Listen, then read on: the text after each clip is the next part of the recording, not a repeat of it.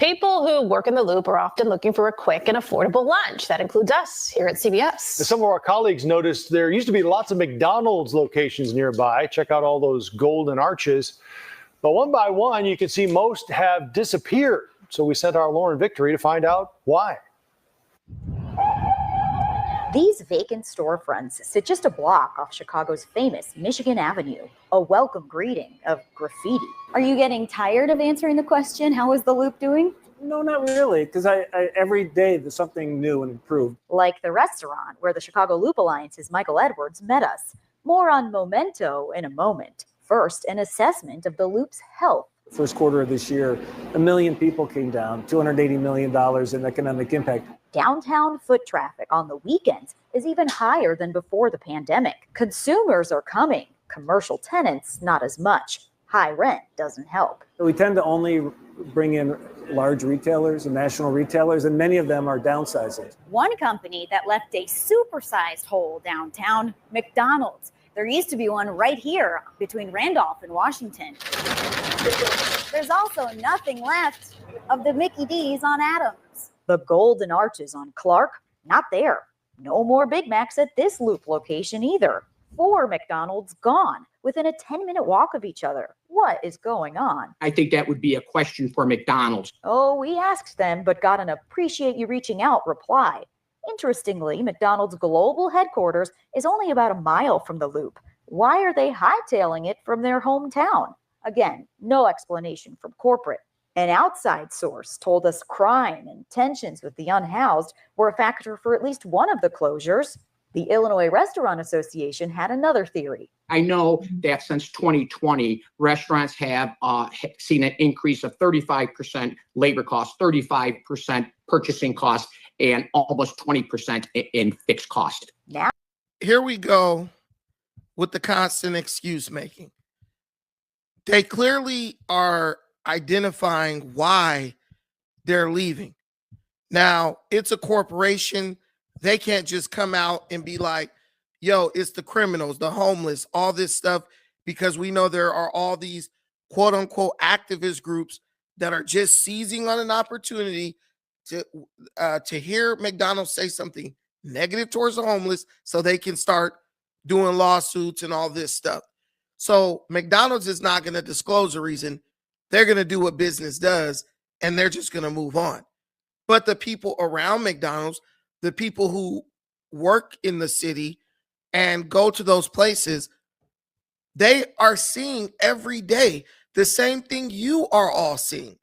And that's what makes these situations so damn frustrating, because we all are experiencing this crap. Yet there are so many of us who they're not even getting paid, but they feel obliged or obligated to look the other way or act like they don't see what's going on, all in the service of what? Not hurting someone's feelings? You know why McDonald's is shutting down in Chicago. One, you got a bunch of black kids running around, fighting up in McDonald's, causing a ruckus, making people not want to sit in there and eat and stuff like that. Then on top of that, you got a bunch of homeless people all over the place, making it very inconvenient and hard, difficult for people to go in there and just get a quick bite to eat. No one wants to be in a fast food place anymore in any of these urban areas, because you just don't know what the hell is going to happen. You're sitting down at a McDonald's, you got a 4-piece chicken McNugget. There's 3 of y'all, so y'all gonna have one each and split the 4th one. Next thing you know, some black chick is flipping out because somebody gave her fries that are cold. She's not just flipping out, she's jumping on the counter, attempting to strangulate the damn cashier so that like the cashier made the fries. Wig falling off and everything, about to get a felony because somebody gave her fries that are cold or undercooked or overcooked or whatever. They forgot to put ketchup in the bag. These people really don't need a reason. There's too many mentally unstable people running around in the inner city. They're not being taken care of. The things they're doing are not being addressed. The crime they're committing is being ignored. And that's only the beginning, because then you got the young scholars who get out of school, congregate at the fast food joint. Now, it's cool to have a place to kick it. You used to watch those shows where they will all go hang out at a diner or whatever. Well, these kids aren't just hanging out. They're not just hanging out. They are literally committing crime within McDonald's, destroying the location, destroying the bathrooms, and etc. And guess what? No one's doing anything about it. So now it's getting to the point where the cost of operating the McDonald's has increased exponentially. Why? Because they have to make up for all these crimes, all the damage that's done, all the revenue that they're losing because people don't feel safe going to sit down at McDonald's and having a burger. And the crazy thing about those McDonald's down in Chicago, a lot of those locations don't even have like a drive-through because it's so compact down there. They only could be storefronts where you walk in and sit down and eat. So if you're a person who wants to go to McDonald's without getting vandalized, like robbed, you'll drive a couple of blocks over or drive a couple of miles down the road so that you can go through a drive-through and you don't have to run into Pookie, Ray Ray, their kid Gloctavius, and Bonquisha, the single mother, the struggling single mother who had to come downtown to go to the county building. And now she has a chip on her shoulder and she's decided she's going to take it out on the cashier at McDonald's or the cook or whoever she decides to get into it with that day. We know what's going on. We feign ignorance. Then we play the victim. Then we say, well, why don't they open these places in our neighborhood? Well, they do, or they did, but now they're realizing that it costs more to sell something to you than they're able to make by selling it to you. So they say, look, make them drive. Let's only sell to the ones who are truly committed to getting these cheeseburgers and these McNuggets. And now you're inconvenienced. Ignorance will destroy convenience every time. And welcome back to The Factor Uncensored. A McDonald's in Virginia is banning anyone under the age of 21 from going inside without a guardian. Now, the temporary decision comes amid a spike in teen violence at the storefront that managers say has left staff fearing for their safety. Listen to that. A spike in teen violence at damn McDonald's. Bro, you walk in McDonald's, it's only one of two things you could be doing in there. You either using a bathroom or buying something to eat. At what point do you have time to commit violence in McDonald's? Whose mind even thinks of violence when they're going to McDonald's? I don't even go in McDonald's. McDonald's sucks. But if I did go in McDonald's to enjoy one of those delicious apple pies or something like that, I'm going to think there's probably kids in here. You know what I'm saying? Moms with their kids, people on their lunch break, motherfuckers still in the Wi-Fi. Usually they sit in the parking lot. Why are your kids in McDonald's committing violent acts? Act like normal people. Go to the park and shoot it up. Why are you in McDonald's doing this shit? Anyone older than 21 needs to ring the doorbell to be let in, believe it or not. A manager is standing at the door to enforce the rule. The manager won't be able to get anything else done. People under the age of 21 can still use a drive-through or pick up a mobile order. Joining us to talk about it here on The Factor Uncensored, Confessions floor manager Diego Flores and publicist for several Houston eateries, Sherry Hendrinos. Glad to have you all on The Factor Uncensored. So, foolish decision, good decision. Before we get into this little interview, this is the type of ignorance I'm talking about, King of Bakersfield. Kids fight anywhere. Not my kids, maybe your kids, not mine, because my kids are raised right. This is the type of dumb shit we say. Kids fight anywhere. No, they don't. Normal kids are not in McDonald's throwing hands. This is the type of stupid shit we say to make it seem like it's not as bad as it really is. Kids don't fight anywhere. If I go to the white neighborhood, you don't see kids fighting in McDonald's. If I go up to Alhambra to the Asian neighborhood, you don't see kids fighting in McDonald's. It's black kids and more recently Hispanic kids that are doing this shit. The kids in the inner city whose parents are told, you better not touch them, you can't do this, you can't do that, but they're surrounded by a bunch of bad influence. They're weak-minded, so they're followers, and they go do whatever their friends think is cool. Let's be real. I ain't in no damn suburb. Stop yourself. I'm just in an area where the kids are raised right. People say, oh, you must live in a white neighborhood. This is a white neighborhood pretty much, but there's a lot of black neighbors. I have a lot of black neighbors. Actually, right here in particular at this spot, everybody on the bottom floor is black. And then down the street, I guess they rich. They got a big ass house right here. It's a bunch of black folks living up in there. Black people across the street, none of them are doing this shit. I'm just surrounded by black people who want something out of life. They teach their kids values and morals so their kids don't become statistics.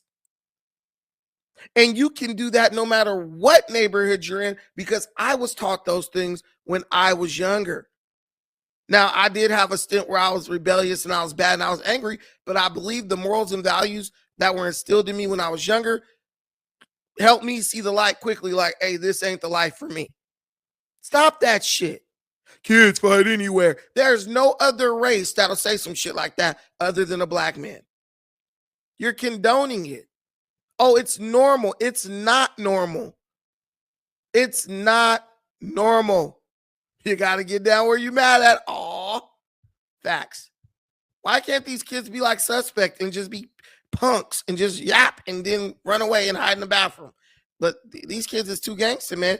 This is a product of the degenerate aspects of black culture.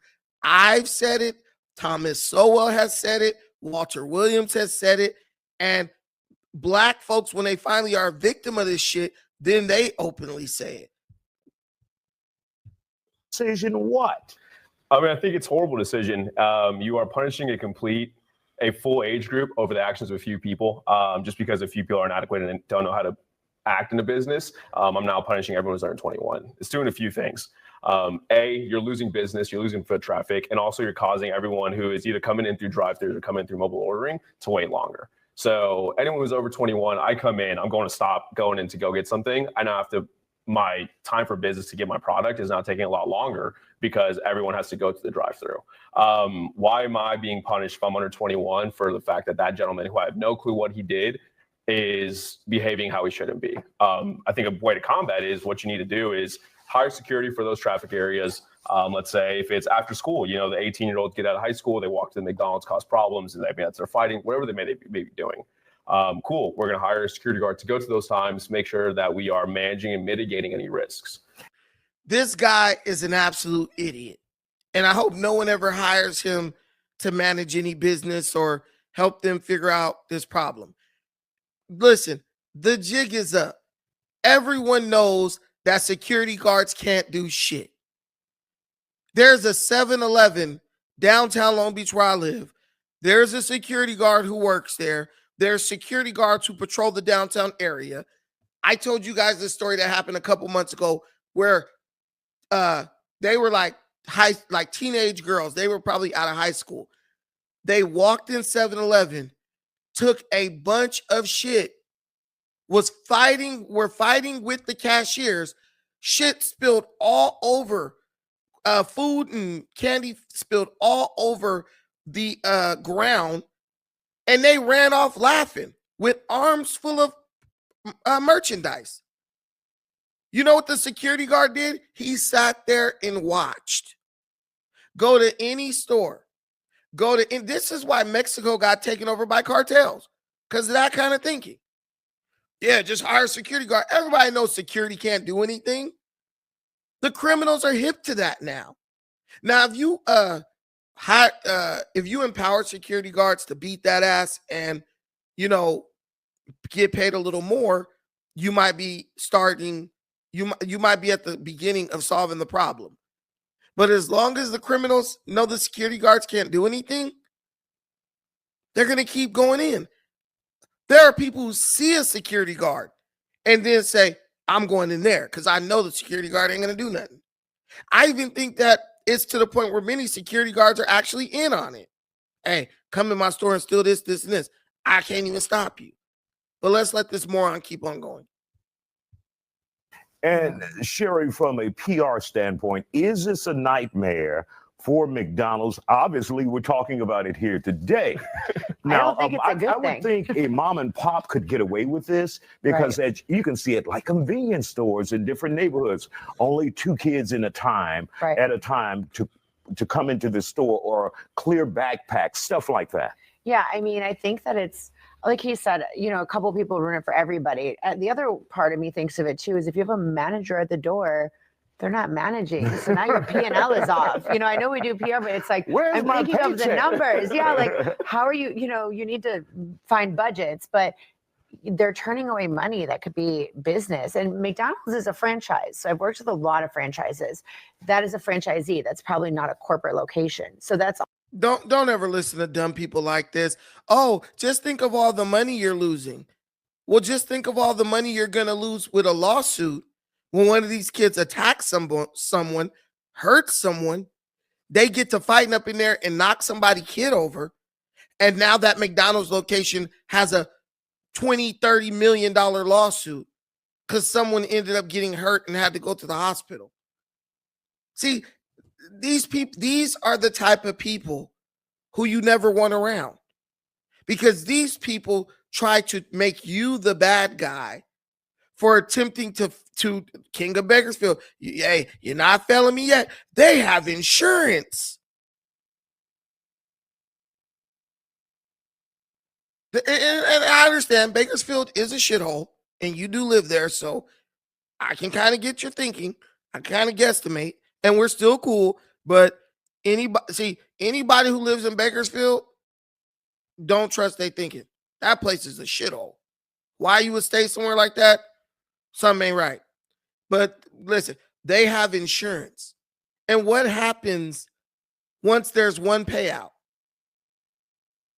Insurance is astronomical as it is. And your insurance, they measure the risk.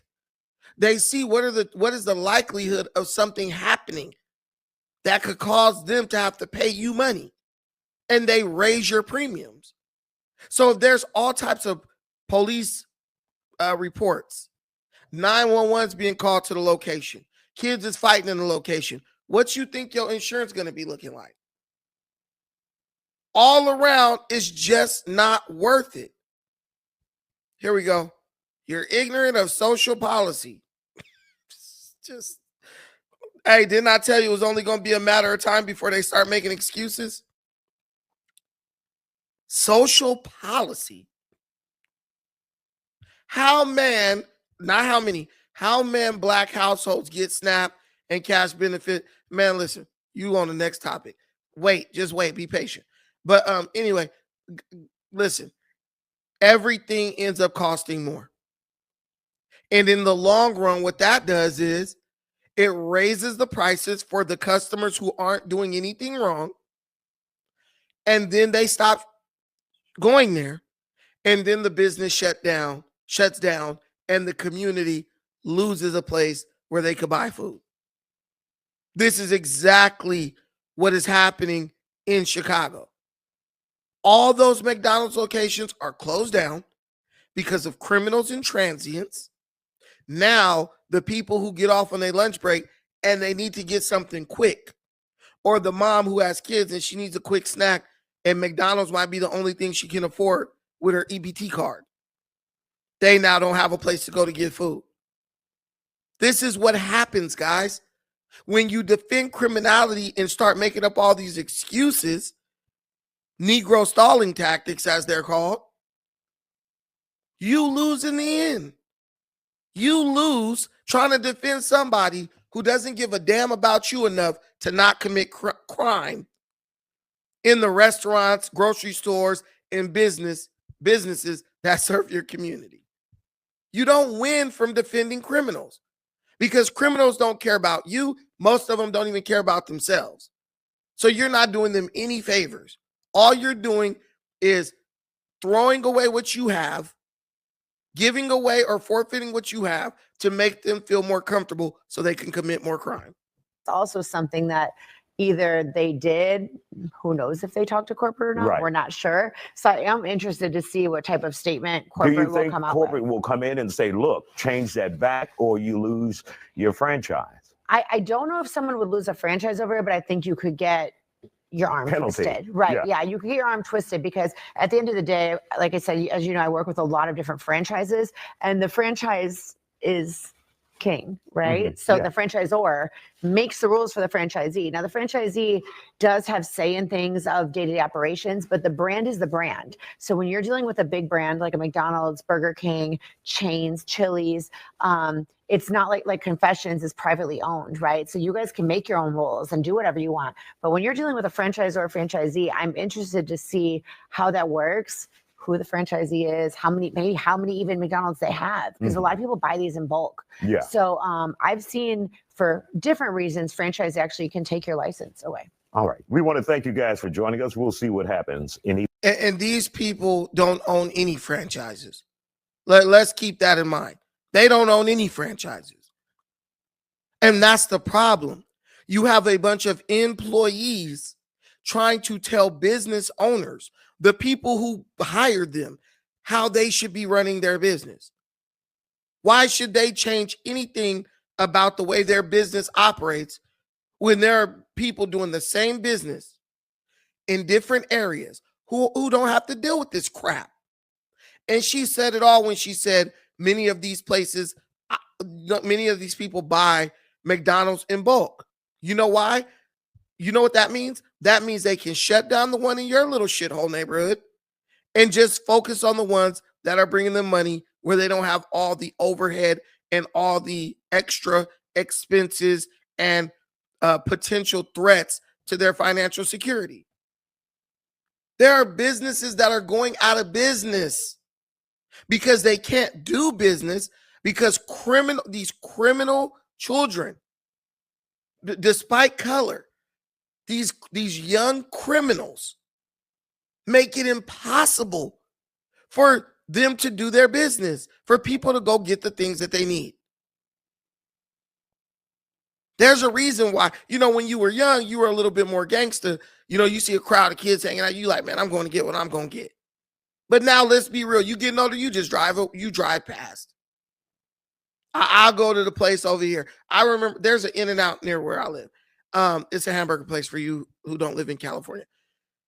It was a bunch of black kids at In-N-Out right here by the one where I live. Bro, I rolled up. Line was long. I was like, I'm going to go inside. Saw all them black kids up in there acting a fool. I said, you know what? Nope.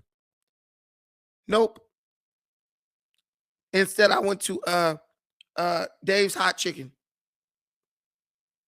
I said, I'm not dealing with that. Let's be real. You see a bunch of young black kids and you're automatically like, nope, something's going to happen. They're going to be in there acting a fool. I'm probably going to have to freaking strangle one of these kids if they do something to me or, bump me or push me or start talking trash. I don't even want to deal with it. And that's the way these franchises are looking at our community. They're just like, why even bother? Why put themselves through this shit? And then you guys will say, there's no jobs in the community. Well, yeah. Because you won't get control over your chillins, so they go in and they drive the business out of the community by acting like animals. Let's be honest. Let's be real. But you can't tell a black person that, oh, you're a racist. You're a coon. I'm a coon, and you ain't got a grocery store to shop in your neighborhood. We gonna keep it a buck? Hey, Brooklyn Stevens, facts. A bunch of almighty suspects. Facts. Are we going to keep it a buck or are we going to continue to lie? Many of us are okay with lying. And that is why the end of entitlement welfare culture is absolutely 1,000% necessary. Because African American people, we refuse to be honest with ourselves about the state of our community, the state of our children, how they're coming up. We lie to ourselves. Oh, no, it ain't really like that. You're not paying attention to the facts and all this mess. Dude, this is the fact. Grocery stores in your community that's been there 30 years. Your grandparents shopped there 50 years. Your grandparents shopped there. Your mama shopped there. You shop there. That grocery store is closing. They're leaving. They're not coming back. Why? Because your kids and these irresponsible adults who have childlike mindsets are in there robbing the people blind. Why do you think Walmart just left Chicago? Did you guys know that? Walmart left those same areas. Those same damn areas where McDonald's just shut down, Walmart has abandoned those areas. Why? Crime, stealing, violence. How long are you going to keep acting like that's not happening? How long are we going to keep faking the funk? That ain't happening, Brandon. You lying on us. Bro, I've been with you my whole life. I know exactly who you are. I know exactly who we are. I know exactly who we are as a people. And I know that there are many of us who are very responsible. We are very accountable. But you know what this is? You know what the problem with this situation is? There are many of us who are accountable.